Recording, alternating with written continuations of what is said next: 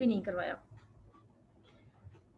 Now we will move back again. थोड़ा सा मैं आपको इंट्रोडक्शन दे दूं ताकि आप लोग रिकॉर्डिंग सुनो तो आपको आइडिया हो। डिपॉजिटरी इंस्टीट्यूशंस के बारे में आज हम लोग पढ़ रहे हैं।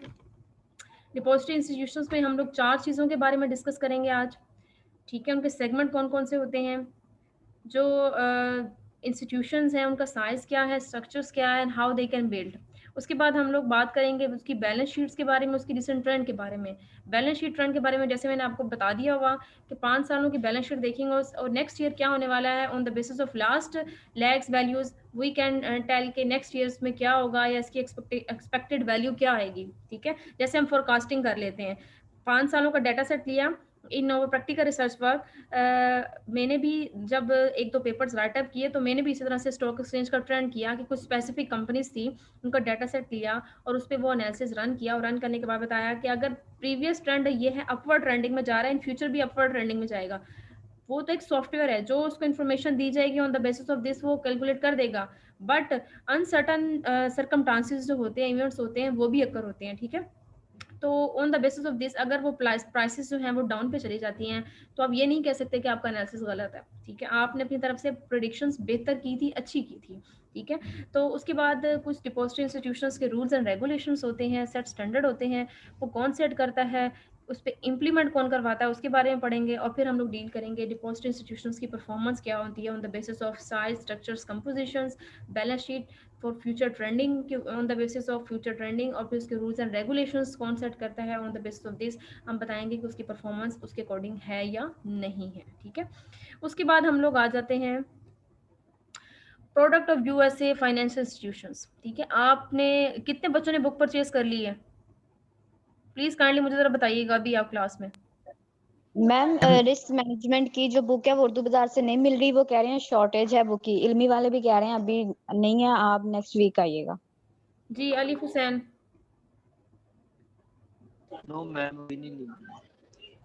वैसे पता ही नहीं कि ये मिली नहीं है आपको, मुझे कहाँ से मिल गई है? मैम मिली नहीं, मैम मिली नहीं रही, पता की है। कहाँ पे रहते हो आप? उर्दू मिलेगी तो बाजार में तो कोई ऐसी बुक नहीं है जो अवेलेबल ना हो। मैम रिस्क मैनेजमेंट की शॉर्टेज में है, वो नहीं मिल रही। मैम आज कोशिश करेंगे, अगर मिल जाती तो ले लेंगे। मैंने बताया बच्चे आपको, मैंने जब असाइनमेंट दे देनी फिर आपने सर पकड़ के बैठ जाना है, फिर मार्क्स डिडक्ट मैंने करते जाना है आपके। तो बेहतर ये है जब तक आप मैं पढ़ा दूंगी आप सुन लोगे, ठीक है, आमीन कह दो, क्वेश्चनिंग नहीं कर पाओगे आप मुझसे। अगर आप मुझसे क्वेश्चनिंग करना चाहते हो, सीखना चाहते हो, तो फिर तो बच्चे आपको बुक परचेज करनी पड़ेगी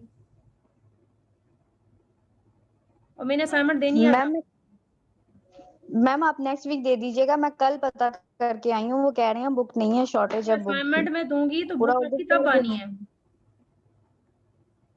आई know the ma'am next week तक आ जाएगी। मैम नेक्स्ट वीक तक का टाइम दिया है उन लोगों ने, नेक्स्ट वीक तक मे भी दे दें वो लोग। Hashim, Hashim. No ma'am, no ma'am मैंने भी अभी नहीं ली बुक। क्यों? मैम मेरा चक्कर नहीं लगा उर्दू बाजार। और वैसे भी मैम ये स्लाइड्स आ रही हैं, फिर बुक से हम पहले वो जो फाइनेंशियल मैनेजमेंट के लिए उससे हम कौन सा पढ़ रहे हैं, स्लाइड से ही पढ़ रहे हैं ना। बच्चे जब मैंने हमने एक आपको दफा कहा शुरू है आप किया था पढ़ो बुक वहां से। से। मैम मैम कैसे, जब हम स्लाइड से पढ़े हैं तो फिर बाद में हम कैसे बुक से पढ़ें? जब बच्चे हम ऑनलाइन लेक्चर आपको हम स्लाइड से ले रहे हैं, बच्चे आपको जब मैंने हम अभी कैसे बाद में न्यूमेरिकल्स पढ़ें देने हैं बुक ना, से? न्यूमेरिकल्स तो अपने न्यूमेरिकल्स अपनी बुक से प्रैक्टिस करने हैं। मैम नहीं, आप जब स्क्रीन शेयर करें फिर आप यहाँ तो हमें बुक से पढ़ाए ना कि बेटा ये बुक है यहाँ से हम पढ़े हैं। जब हम पढ़ स्लाइड से रहे हैं तो फिर बाद में कैसे हम बुक यूज करें? बच्चे अब मैं आपको बताऊं कि मैंने अब आपको समझा दिया।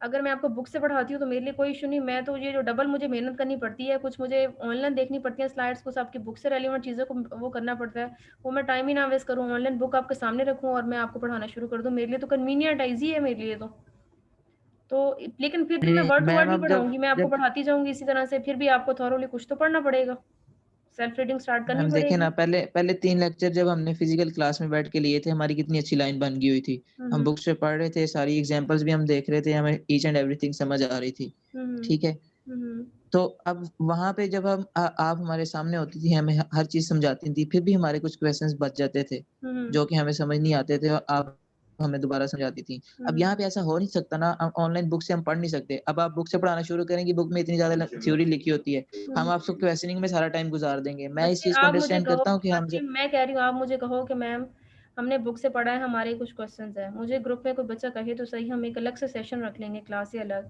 क्लास की ये रिक्वायरमेंट है यूनिवर्सिटी की फुलफिल करने के बाद एक अलग सेशन रख सकते हैं हम, उसमें आप क्वेश्चनिंग आंसर करो, कोई मसला नहीं।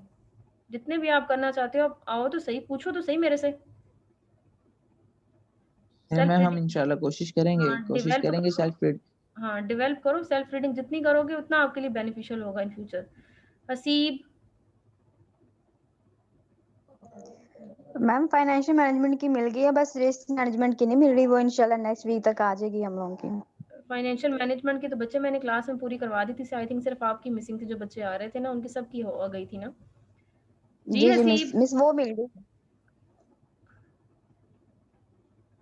Haseeb I think mic mute करके आप सो गए हैं, या मैं वीडियो कॉल पे बुलाया करूँ सबको ताकि मेरे सामने मुझे पता चलता रहे कौन बच्चा लाइव पे है। जियाउर रहमान, हाशिम, इनको नोट डाउन कर लो, इनकी एब्सेंट मार्क होगी क्लास में प्रेजेंट होने के साथ साथ। Product of US, no ma'am मैं क्लास में हूँ। कौन बोला है ये? जी मैम ये जिया बोला था, जिया रहमान। ओके, चलें हम स्टार्ट करते हैं अब। Product of US financial institutions, ठीक है। अगर हम लोग प्रीवियस हिस्ट्री की बात करें कि इनका साइज, स्ट्रक्चर्स और उसके बारे में डील करने से पहले हमें ये पता होना चाहिए कि product of US financial institutions है क्या। इन्होंने कुछ एनालिसिस किए थे, on the basis of their analysis they have conclude that कि साइज़ क्या होगा, कंपोजिशन किस तरह से की जाएगी, कौन से रूल्स एंड रेगुलेशंस लगेंगे। तो उसकी थोड़ा सिनेरियो बिल्टअप करने के लिए यूएस फाइनेंशियल इंस्टीट्यूशंस ने एक कंपैरिजन किया था 1950 का 2003 के साथ, ठीक है। अगर आप अपने पास से अज्यूम करें, आप लास्ट 20 इयर्स बैक चले जाएं अपने जो हैं देखें ग्रैंडफादर को, ग्रैंड मदर्स को, या उनका रहन सहन आप देखें, तो आज अपने साथ कंपेयर करें तो आप अक्सर कहते हैं कि बहुत सी चीज़ें जो हैं जो लास्ट थी वो अब नहीं हैं, ठीक है। जो चीज़ें लास्ट यूज़ में थी वो अब वैसी की वैसी नहीं हैं। लेकिन क्वालिटी ऑफ प्रोडक्ट की बात करें तो लास्ट जो पहले जो प्रीवियस सेंचुरीज में हम लोग चीज़ों को ये यूज़ करते थे वो ज़्यादा बेनिफिशियल थी, ज़्यादा क्वालिटी वाइज अच्छी थी एज़ कम्पेयर टू अगर हम आज की बात करें। बट जब हम कंपेयर करते हैं प्रोडक्ट का on the basis of companies, on the basis of rules and regulations, on the basis of services, क्योंकि फाइनेंशियल सर्विसेज डिपॉजिटरी इंस्टीट्यूशंस के बारे में हम पढ़े हैं। तो जब हम सर्विसेज की बात करते हैं तो सर्विसेज अगर हम पास की कंपेयर करें तो हम कहेंगे पास की जो सर्विसेज थी वो बहुत पुअर है as compare to current services. तो comparing of product of financial institutions in 1950 to the product of financial institutions 2003, इसमें एक टर्म मैं आपको बता रही हूँ। जब आप बुक परचेस करेंगे तो बुक के ऊपर लिखा होगा, बहुत सी चीज़ें मैं आपको बुक से समराइज करी, जब पढ़ना स्टार्ट करें तो आपको फिर समझ आएगी कि मैम ने बुक से पढ़ाया है, ये कहाँ से पढ़ाया, फिर आप क्वेश्चन करने के काबिल होंगे। इसमें है कि जैसे जैसे एडवांसमेंट होती जाती है टेक्नोलॉजी में रिस्क को रिड्यूस करने के लिए, एक तो एडवांसमेंट हुई टेक्नोलॉजी क्या होगी, जैसे लास्ट हमने लेक्चर्स में पढ़े, 2 लेक्चर्स हमने पढ़े फाइनेंशियल इंस्टीट्यूशंस के बारे में। एक इन्वेस्टर खुद डायरेक्ट इन्वेस्टमेंट करता है और एक इन्वेस्टमेंट डायरेक्ट नहीं इन्वेस्टमेंट करता, बाकी किसी ब्रोकर को या किसी फाइनेंशियल इंस्टीट्यूशंस को ऐड कर लेता है कि ऑन बिहाफ ऑफ दिस वो एजेंट की रिस्पॉन्सिबिलिटी परफॉर्म करें और वो उसकी इन्वेस्टमेंट करें, ठीक है। तो बेसिकली ये एडवांस टेक्नोलॉजी है, ठीक है, जो रिस्क को मिनिमाइज करने के लिए यूज हुई है। अंडर राइटर का हम लोग इस्तेमाल करते हैं, जबकि 1950s में ऐसा नहीं होता था, ठीक है। तो क्या हुआ, जब हम कंपैरिजन की बात करते हैं तो कंपैरिजन में हमेशा आप देखेंगे कि कंपैरिजन में जब दो चीज़ों का कंपैरिजन लास्ट और फ्रंट का, तो कुछ सर्कमस्टांसेस, कुछ बेनिफिट्स ओल्ड सेंचुरी के प्रोडक्ट के होते हैं, कुछ लेटेस्ट के होते हैं। तो जब टेक्नोलॉजीज की बात हो तो हम कहेंगे कि जो 1950s की प्रोडक्ट है, जब 2003 के साथ कंपैरिजन करें तो 2003 की जो प्रोडक्ट है वो ज़्यादा बेनिफिशियल होगी, उसमें रिस्क फैक्टर है वो कम से कम होगा और एज कम्पेयर टू 1950। लेकिन जब टेक्नोलॉजी की बात करें, हम टेक्नोलॉजी जैसे जैसे बढ़ती है, टेक्नोलॉजी हम लोग ज़्यादा से ज़्यादा यूज़ करते हैं रिस्क को रिड्यूस करने के लिए, उसके साथ साथ हमारा जो रिस्क फैक्टर है वो भी बढ़ता जाता है। क्या मतलब, जब एक पेशेंट होता है उसको आप आदत हो कि हल्की सी पेन हुई है वो पेन किलर ले ले, एक टाइम पीरियड आएगा उस पेन किलर का उसके ऊपर असर नहीं होगा, ठीक है। इसी तरह से जब एक टेक्नोलॉजी को आप जैसे जैसे जैसे अब ये वैक्सीनेशन है, ये टेक्नोलॉजी में एनहांसमेंट होती जाती है, साथ साथ आप देखें डिजीजेस में भी इजाफा होता जाता है, ठीक है ना। सेम जस्ट लाइक जैसे जैसे रिस्क फैक्टर की टेक्नोलॉजीज में इजाफा होता जाता है, साथ साथ जो रिस्क आप कर रहे होते हैं, किसी भी प्रोडक्ट में इन्वेस्टमेंट कर रहे होते हैं या किसी भी इन्वेस्टमेंट में इन्वेस्ट कर रहे होते हैं, वो भी बेसिकली क्या होता जाता है, बढ़ता जाता है, ठीक है। इस बात को मुझे बताएं, यहाँ तक इस बात की समझ आ चुकी है आपको, जो मैं अभी ये समझाना चाह रही थी आपको, सिर्फ comparing the product of financial institutions in 1950 to the product of financial institutions in 2003। जी बच्चे जी मिस। आ गई है।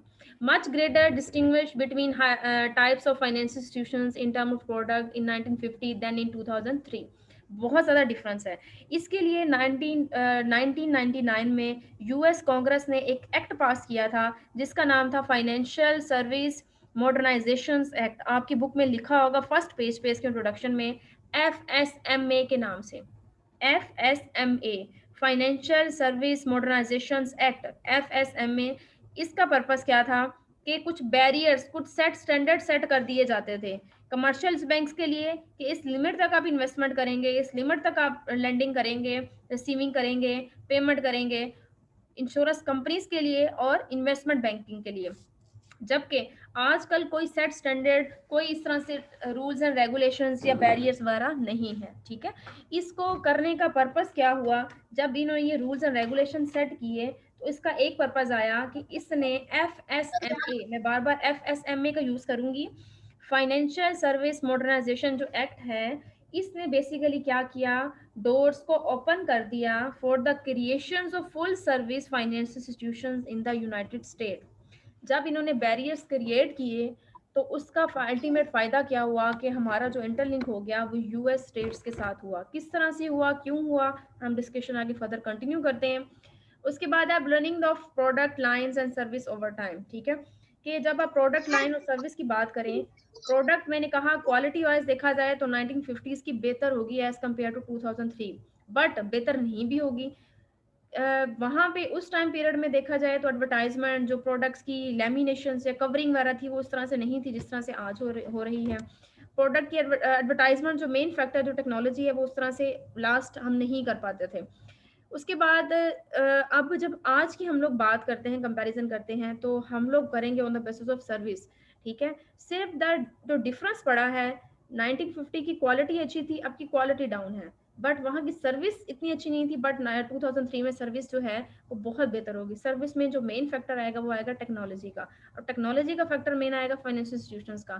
फाइनेंशियल इंस्टीट्यूशंस की बात करेंगे तो अंडर राइटर ब्रोकर की बात करेंगे, अंडर राइटर ब्रोकर की बात करेंगे तो उसका इंटरलिंक होगा इन्वेस्टर्स के साथ।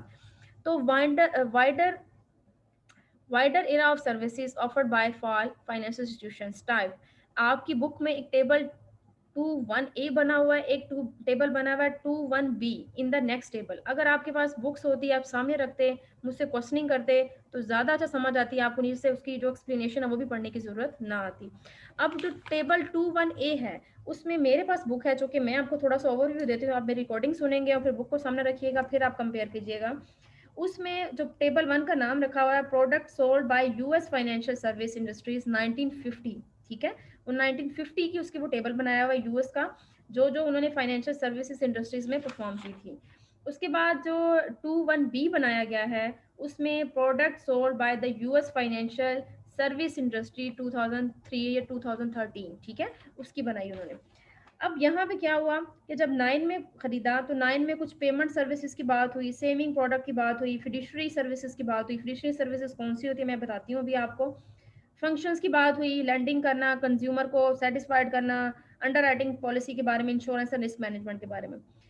सेम एज इट इज दोनों टेबल बनाए गए हैं, बट जब 1950 के टेबल्स बनाए गए उसमें जो सबसे ज़्यादा जिस कॉलम में एक्टिवनेस शो किया गया है that is the saving product, बस, ठीक है। बाकी जितने भी फैक्टर्स हैं उसमें एक आध पॉइंट जो है वो या एक आध वैल्यू आपको नजर आएगी, बाकी वो पूरा टेबल आपको ब्लैंक नजर आएगा, ठीक है।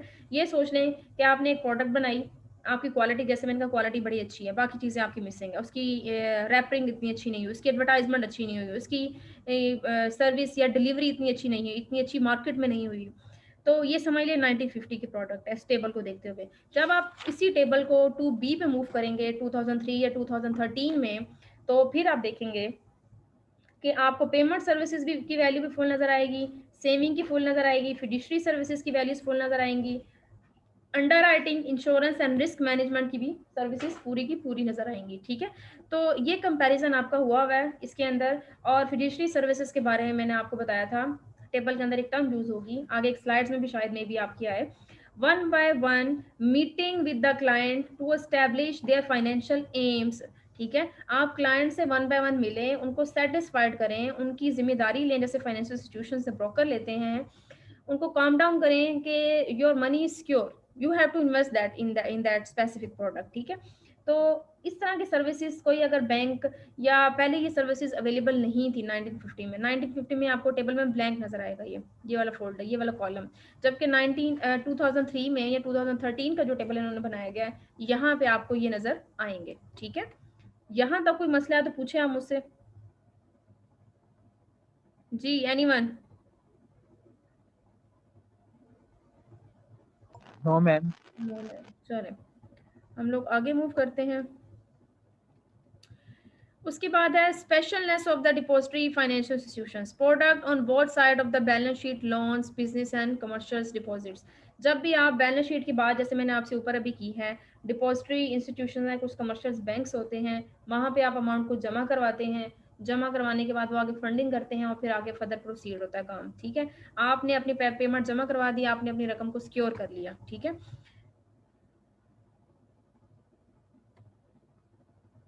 हाशिम क्या मसला बच्चा, आपका बार बार इंटरनेट कनेक्ट टू डिस्कनेक्ट ही हो रहा है। उसके बाद हम लोग बात करते हैं other output of the depository financial institutions. ठीक है, अदर कौन से आउटपुट हैं जो फाइनेंशियल इंस्टीट्यूशंस की तरफ से मिलते हैं? Other product and services 1950, payment services, saving product, fiduciary services के बारे में मैंने आपको भी बताया। पेमेंट सर्विसेज के बारे में मैंने आपको बताया 1950 में टेबल्स के अंदर ये तीनों टर्म्स मौजूद हैं। जब आप टेबल देखेंगे, कंपैरिजन करेंगे 1950 के टेबल का 2003 के टेबल के साथ, तो ये तीनों की तीनों टर्म्स एक कॉलम की फॉर्म में आपको हेडिंग्स में नजर आएंगी। पेमेंट सर्विसेज का मतलब है 1950 में कोई रूल्स एंड रेगुलेशन नहीं था पेमेंट का, पेमेंट आपको सिक्योर नहीं थी होती, तो वहाँ पे आप उस कॉलम में देखेंगे आपको एक वैल्यू नजर आएगी, अदरवाइज नहीं। जैसे बार्टर सिस्टम का सिस्टम होता था। ठीक है, एक्सचेंज रेट, मतलब आप चीज़ों के बदले में चीज़ें परचेज कर रहे होते थे। सेविंग प्रोडक्ट जीरो होता था आपका, अप टू माइनस आप कह लें कि आप चीज़ अगर आपकी क्वांटिटी में ज़्यादा है, फॉर एग्जांपल आज अगर आप एक काउ परचेज करते हैं, मतलब फॉर एग्जांपल फेलो परचेज करते हैं, वो 1 लाख की कर लें, 80,000 90,000 1 लाख से अबव हो जाती है।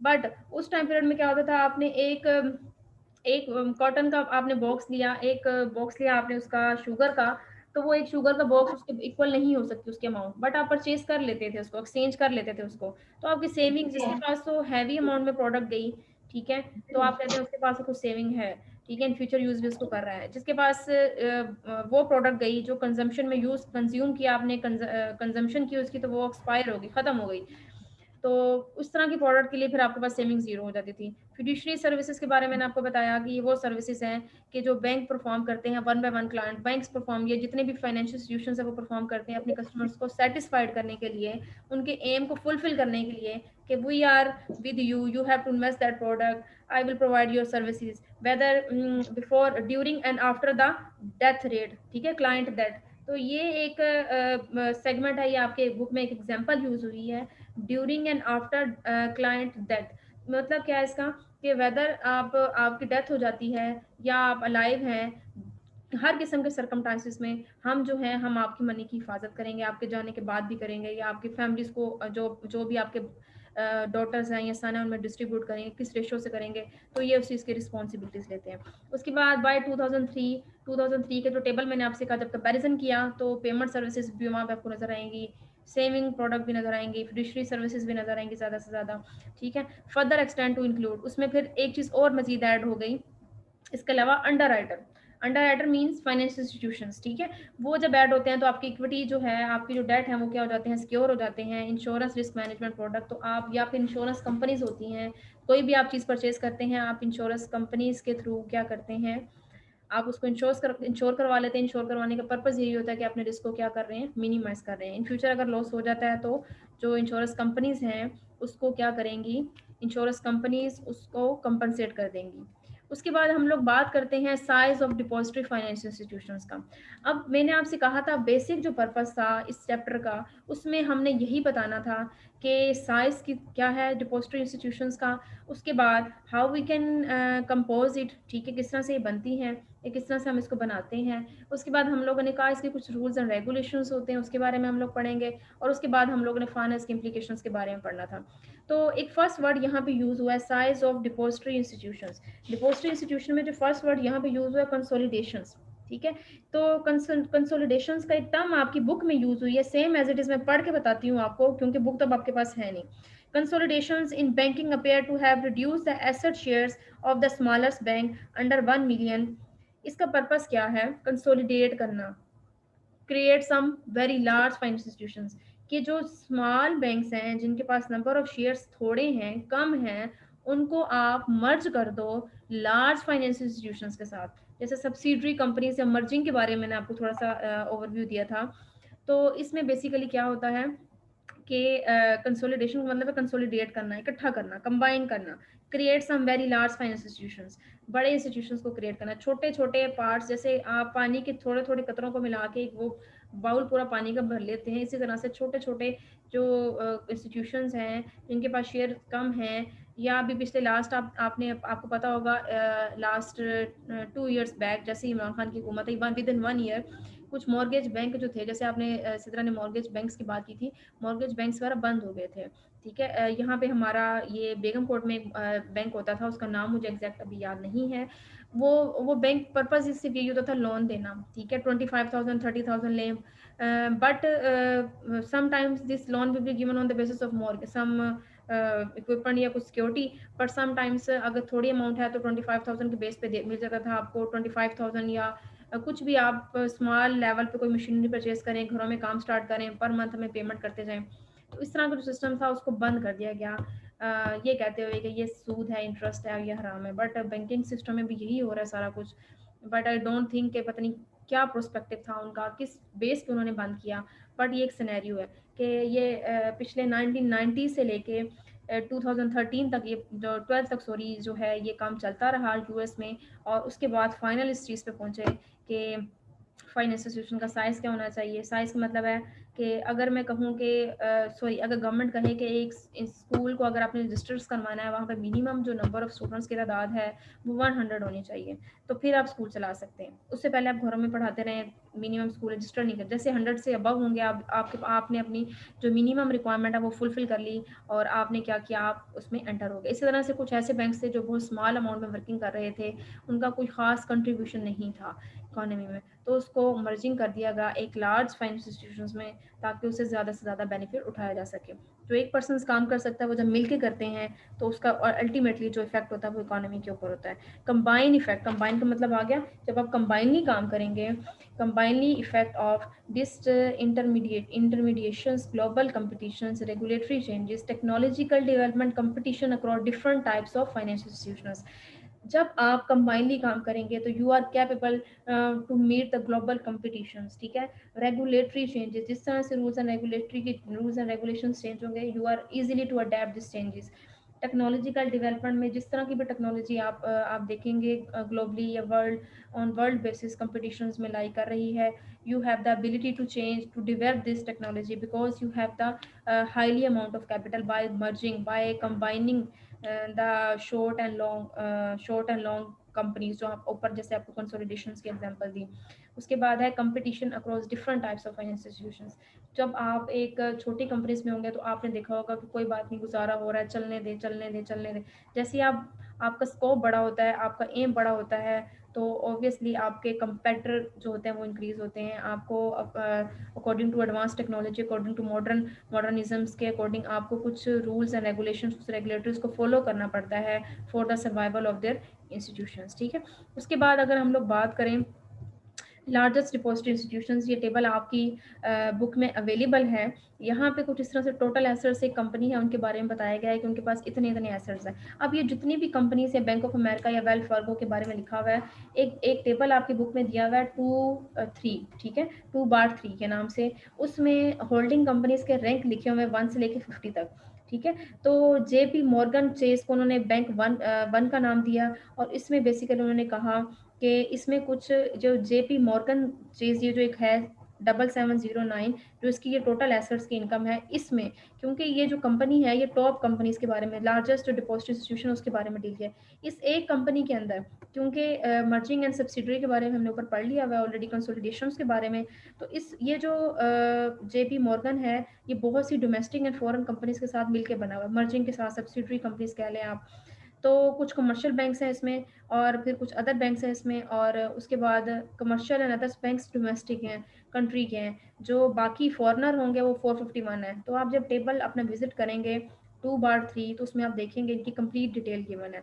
उसकी on the basis of this फिर देखा कि पहले जो इनकी कंपैरिजन भी नेक्स्ट होगा एक टेबल में, कि पहले जो इनकी इनकम थी और जो अब इनकम है उसमें कितना डिफरेंस पड़ा है, कितना मार्जिन जो है उन्होंने गेन किया है by using the term of consolidations and combining का अगर आप कह लें तो। डिपॉजिटरी इंस्टीट्यूशंस में जो फर्स्ट वन है, जी मुझे यहाँ तक बताएं, कोई इशू है तो नेक्स्ट क्लास में हम इसको इन डेप्थ में पढ़ेंगे ताकि थोड़ी बेस आपकी सेट हो जाए। जी 1 बाय 1 मुझसे पूछे पहले यहाँ तक आप, और बुक नेक्स्ट क्लास में आपकी, नेक्स्ट क्लास आपकी कल है और कल आपके पास बुक हो ताकि हम इसको ज़्यादा से ज़्यादा पढ़ सकें। जी बच्चों। मैम इतनी जल्दी तो नहीं ना बुक ला सकते मैम, अभी चक्कर लगेगा फिर ही जाग लेंगे। बच्चे अभी आपने क्या करना है, अभी जाएं बाइक निकालें, अभी जाएं जाके बुक ले आएं। कितना टाइम लगता है इसको? मैम सर्दी भी तो देख। बच्चे लेम एक्सक्यूज ढूंढ लें आप, जब मैं नंबर काटूंगी तो फिर मैं भी कोई लेम एक्सक्यूज नहीं सुनूंगी आपका। अभी फिलहाल मुझे लेक्चर्स के मुतालिक बताएं कि आपको किसी टॉपिक में किसी चीज़ को समझने में कोई इशू है तो मुझसे अभी डिस्कस करें। अभी 5 मिनट्स हैं आपके पास, और अगर आप नहीं पूछेंगे तो मैं आगे बढ़ा दूंगी, अगर मैं आगे बढ़ा दूंगी तो आपके पास बुक नहीं है, लॉस आपका होगा। सो काइंडली अभी मुझसे डिस्कस करें ग्रुप के अंदर।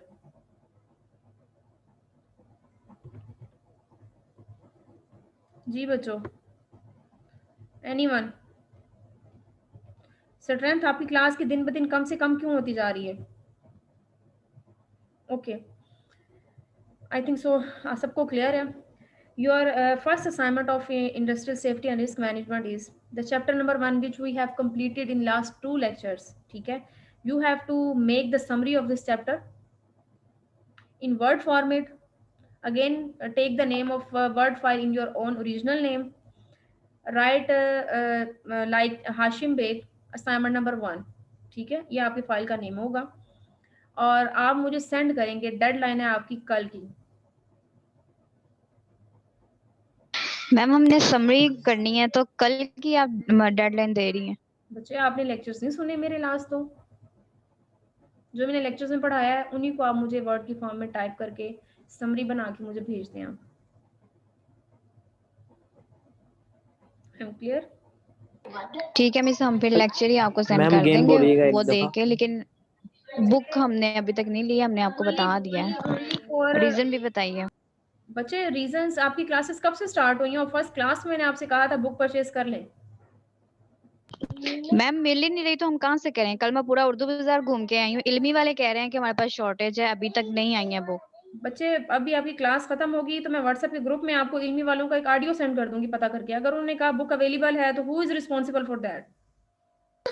मैम मैं बाय कर लूंगी, फिर आप मुझे ऑडियो सेंड कर दें। मैं आपको फॉरवर्ड करती हूँ अभी क्लास के बाद, आप विजिट करें, लेम एक्सक्यूज ढूंढेंगे तो बहुत मिल जाएंगे। एक इल्मी वालों की मैम मैं कल विजिट करके आई हूँ, मैं अपनी और भी बुक्स लेकर आई हूँ, मुझे रिस्क मैनेजमेंट की बुक नहीं मिली, फाइनेंशियल मैनेजमेंट की बुक मिल गई है। ओके, बॉयज में से बच्चों को विजिट करें, किसी को मिल जाती है तो बताएं। अभी फिलहाल कल के असाइनमेंट के लिए आप लोग जो 2 लेक्चर्स आपने पढ़े हैं उसको समराइज करें वर्ड की फॉर्मेट में और टाइप करके मुझे आप भेजें, ठीक है? कल क्लास स्टार्ट होने से पहले भेजेंगे आप। अगेन जो बच्चा लेट करेगा अप टू नेक्स्ट क्लास तक फिर उसके मार्क्स डिडक्ट होंगे, ठीक है? फिर उसको 5 आउट ऑफ 5 मार्क्स दिए जाएंगे। तो कल जो है आप जो लास्ट 2 लेक्चर्स मैंने पढ़ा दिए हैं उसको ज़रा थॉरोली सुने, उसको कंपोज करें, समरी बनाएं उसकी और मुझसे शेयर करें आप असाइनमेंट नंबर 1 के फॉर्म में। और सिद्रा कंप्लीट बच्चों की होनी चाहिए, गर्ल्स की कंप्लीट होनी चाहिए, आप ओवर टाइम हासिल करें। जी जी मिस, मैं ट्राई करूंगी सब गर्ल्स दें। ओके, इसके अलावा कोई इशू है तो बच्चे डिस्कस करें। 1 मिनट रह गया आपका। एक्सक्यूज मी मैम, जी बच्चे। मैम ये जो रिसेंटली असाइनमेंट हमने दी थी इसके मार्क्स पता चल जाएंगे? हाँ वो चेक है मेरे पास, वो मैं आपसे शेयर कर दूंगी, लेकिन मैं आपसे शेयर करूंगी on Tuesday, okay ma'am. Tuesday और वेडनेसडे, ठीक है।